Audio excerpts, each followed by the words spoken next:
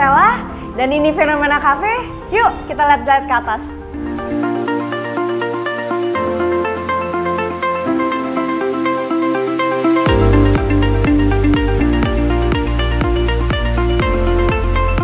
Saat ini kesibukan saya mengelola kafe aja, namanya Fenomena Cafe.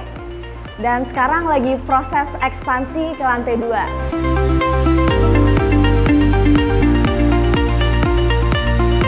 Awal mula Fenomena Cafe itu saat saya semester 7, saya ngambil skripsi juga bertemakan kafe ini karena ada opsi skripsinya itu boleh penelitian perusahaan orang lain atau mengembangkan usaha sendiri. Jadi yaudah saya pilih untuk mengembangkan usaha sendiri. Dan akhirnya dari skripsi ini juga saya seriusin lebih lanjut. Alhamdulillah sudah 3 tahun Fenomena Cafe berjalan.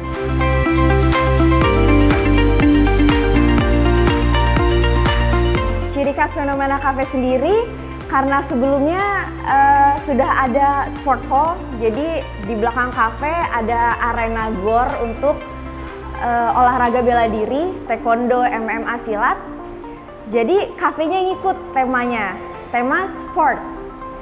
Kita pakai ornamen, lampu-lampu, event, promo, bahkan sampai nama-nama menu itu kayak ayam sabuk merah, aquatic, Indomie, itu semuanya bertemakan sport.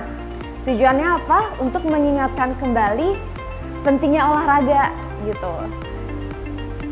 Membangun pola hidup sehat, lifestyle yang ingat kesehatan lagi dengan sportnya itu.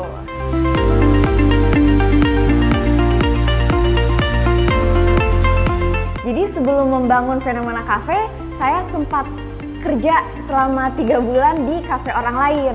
Di dekat kampus juga tuh, di daerah Cipete, namanya Mula Working Coffee gitu. Itu saya bekerja sebagai waiters dan barista. Dari situlah, dari kerjaan itu saya mengenal head baristanya, ngasih tahu head kitchen kalau ini ada loh orang yang bisa bikin masakan-masakan enak, ada head baristanya juga. Saya dapat link head bar sama head kitchen-nya itu dari tempat kerja lama saya itu. Karena dari sebelum-sebelumnya saya sudah menggeluti, sudah mencoba beberapa bidang bisnis lain. Sejujurnya dari SMA saya udah nyoba berbisnis itu, faktor kepepet karena uang jajannya mepet, sedangkan tiap Jumat itu, tiap Minggu saya ingin main aja sama temen tapi nggak ada duitnya. Akhirnya pas SMA itu kan ada panitia prom, panitia BTS dari kakak kelas nyuruh kita dagang, jualan risola gitu-gitu. Nah saya bukan dari panitia itu tapi saya nyaru ikutan jualan. Mulai dari jualan pembalut, ternak jangkrik, sampai akhirnya yang saya rasa cocok itu di bidang F&B, jualan makanan-makanan. Saya sempat nyoba kayak jualan tahu, puyo, dan sebagainya. Dan setelah dari SMA pun, saya nyoba bisnis-bisnis seperti event organizer, travel, dan lain-lain. Yang paling saya rasa cocok itu di bidang F&B. Akhirnya saya fokusin di bidang F&B aja.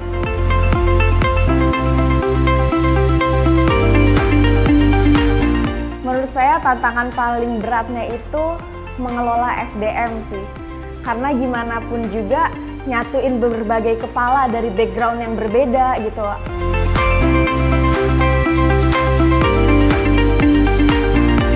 Yang paling berkesan itu mungkin tiap kali kafe mengadakan event dan itu antusiasme dari orang-orang sekitar itu sangat bagus dan saya seneng aja gitu, kayak karya yang saya buat tuh antusiasnya untuk orang-orang sekitar tuh lumayan bagus gitu, kayak selalu full, selalu sold out misalnya jualan tiket, itu saya senengnya di situ sih.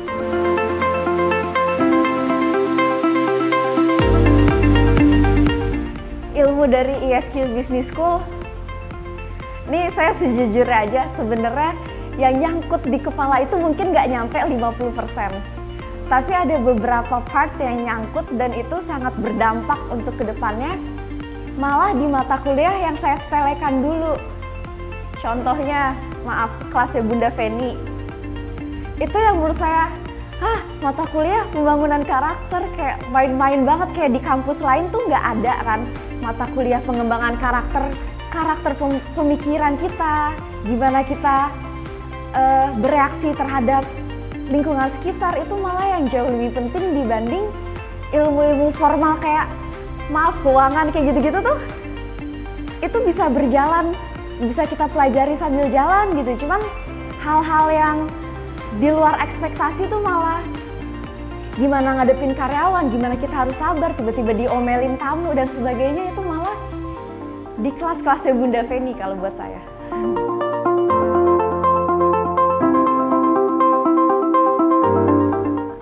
Value saya dalam menjalankan bisnis itu di sini menerapkan sistem kekeluargaan, humanity gitu. Jadi nggak sekedar tegas sih, boleh tegas, cuman nggak sekedar saklek menerapkan sistem dan nggak mau tahu kondisi karyawan-karyawan di bawah kita, kondisi tamu-tamu. Itu menurut saya penting untuk ngejaga itu gitu.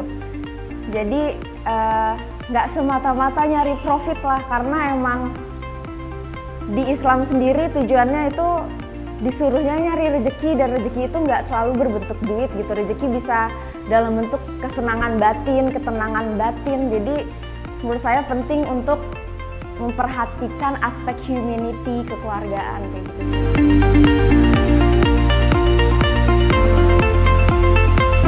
Setelah kuliah di ESQ Business School, yang paling berdampak itu buat saya di spiritualnya, malah di emosional dan spiritualnya.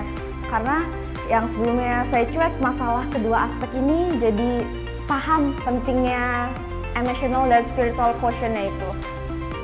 Mungkin dulunya saya nganggep yang penting sukses secara karir, secara ekonomi gitu, tanpa memperhatikan kondisi-kondisi yang lain gitu. Tapi ternyata dari ESG itu saya jadi mendapat pemahaman kenapa kita sebagai manusia itu harus bermanfaat untuk manusia lainnya. Lalu yang mungkin sebelumnya saya cuek masalah pakaian, sekarang saya bisa lebih memperhatikan dari penampilan, lebih tertutup, lebih sopan, lebih santun, kayak gitu sih.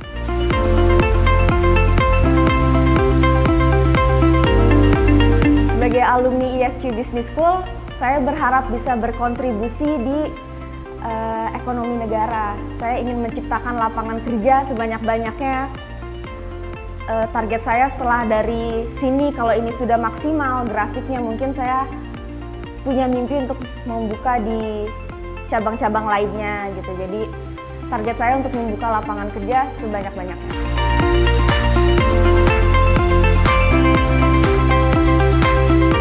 Ya mungkin menurutku as a human being, kita nggak boleh jadi average, kayak pasrah dengan kondisi gitu-gitu aja. Yang penting gue hidup, yang penting gue maaf, yang penting maaf gue berkembang biak.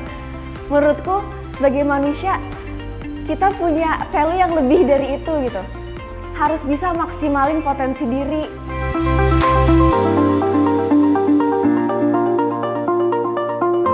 Saya ingin mengucapkan terima kasih sebanyak-banyaknya kepada seluruh pihak ESQ Business School, dari Pak Ari Ginanjar, keseluruhan dosen ESQ Business School, staff-staff, dan juga seluruh teman-teman di ESQ Business School yang telah menjadikan saya seperti sekarang ini. Terima kasih ESQ Business School.